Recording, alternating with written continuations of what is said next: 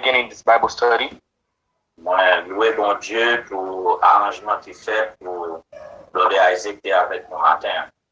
And I praise God for the arrangement that He made for Brother Isaac to be with us this morning. Dis bon Dieu merci pour la connexion que tu as faite et dis bon Dieu merci pour ça de partager avec nous matin. And I'm happy for the connections that were made, and I'm happy for what was shared with us this morning. Donc, Pasteur Michel dit, moi, à quoi bon Dieu et le Seigneur permet de tourner en bonne étude. And just like Brother Michelin just said, we are believing in God so that Brother Isaac can come back to Haiti again. La vérité, je m'espérais pour plus de temps. And truthfully, I was hoping he would take more time. But même senti salban yo c'est bagay qui solide et que n'a besoin de tourner sur yo à des travail sur. But we feel that whatever he has laid down, we need to go back on them and then to study over them. Donc moi pas voulais faire une intervention par les toi parce que pas voulais qu'un pasteur Isaac toi. I don't want to make an intervention because I don't want to hold him for too long. Mais si nous permettons de me poser une question, pour quitter espace là pour l'autre ministre poser question. But if you allow me, I would like to ask a question so I can leave the space for the other ministers to ask their questions. Demander Pasteur Isaac sur ligne d'étape passée matin. I would love to ask Brother Isaac on the channel that he was on today. Est-ce que nous sommes capables toujours gagner un canal que bon Dieu a servi la donne si service nous yo toujours aller avec même étape yo? Can we have a channel that God can work on if we always take the same steps in our services? Donc, is that correct, Brother Jendis? Oui, c'est comme moi je voulais faire différence entre un bagage qui pas planifié mais étape yo même ou bien est-ce que nous obligés changer étape yo tout? I want to differentiate between something that is not planned but the steps are always the same, or do we need to change the steps as well? Mais ça me dit. And this is what I mean. Le maintenant service moi connais c'est pas là que je commencer.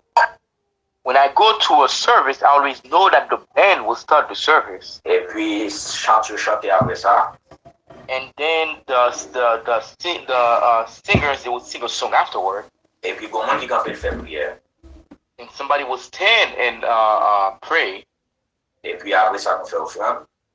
And then we have the offering. Après ça bon Dieu va témoigner et puis après ça le ministre qui prêche. And then afterward, the people of God can testify, and following that, you will have a minister who will stand and preach. Donc, étape ça, yo pas changé, yo même dans tout service, et nous avons senti bon Dieu béni nous même de nous suivre même étape là. And the steps, they never change, and they are always the same in all the services, and sometimes we feel that God, He has blessed us with these steps.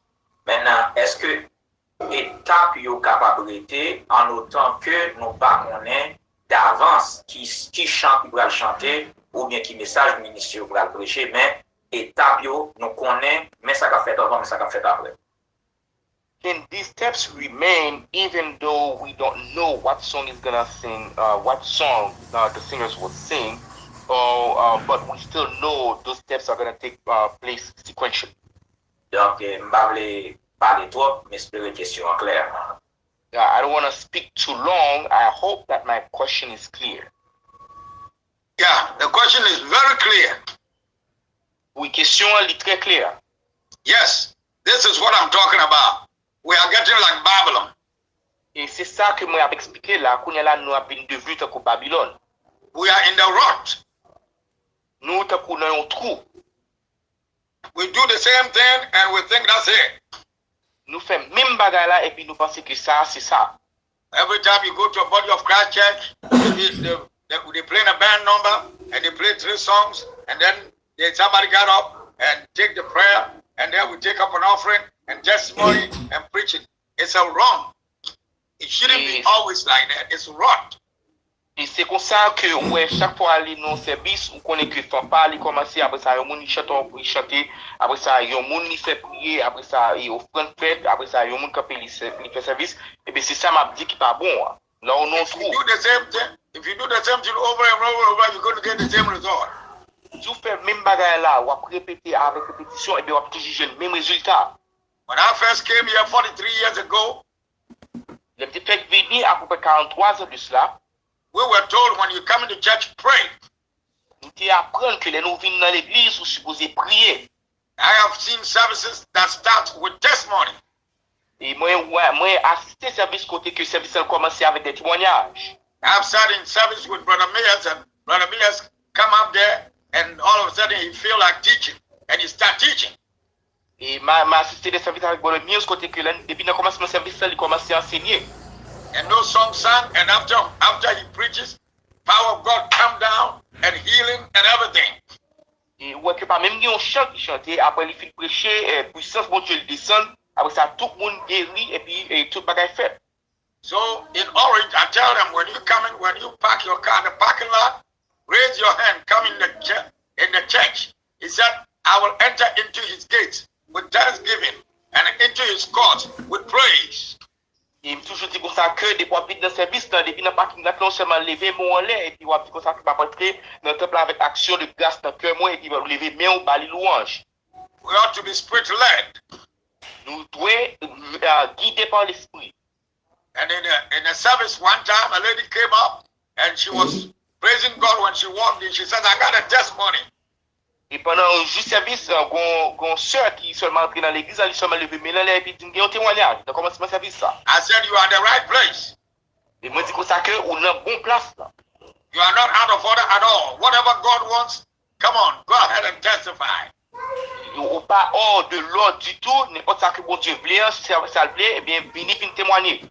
The lady testified, and God gave me a word, and I taught on it for almost 2 hours. And the power of God came in there like it has never done before. Et ouais que ce Alvini lui témoignait, et puis bon Dieu, il m'a moins mot. Et c'est sous mot ça qu'il me campé pendant 2 heures de temps, après sa puissance, bon Dieu descend. So that's a tout le good monde question. bénit. I'm talking to all the pastors. Don't let's get in a rut. Et ouais que ça c'est vraiment une très bonne question. Et ça m'a parlé avec tout pasteur ça là, puis gardons entrer dans un trou. The service can start with the music. The service can start with the teaching.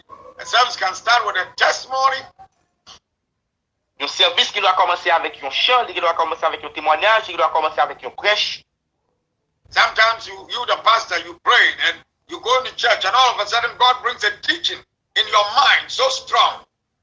Et ouais que ou même qui pasteur a supposé à prier afin que bon Dieu il travaille avec l'esprit Paul.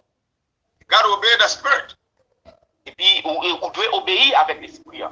If somebody comes and says, Pastor, before we sing a song, I have a testimony. That's the difference between us and Babylon. That's a good question right there. Ouais que si on pendant on parle prêcher puis au monde qui campait les dit ça que il y a un témoignage, et bien c'est ça qui établit la différence entre nous-mêmes avec Babylone. We are not a typed program that okay, sister, wait, when they finish singing the song and you testify. No. So that question is valid. We don't have to do it over and over the same way. Ouais que nous pas un programme qui bâti, ou pas choisir dire que well nous pour prêcher les prêcher ou même moi témoigner. Et c'est ça m'a adressé là et question ça c'est une bonne question. So I'm talking to some of the pastors in Texas and every place I go in the United States. I tell them we are in a rut. We're getting like Babylon. They don't want to hear it, but that's the truth.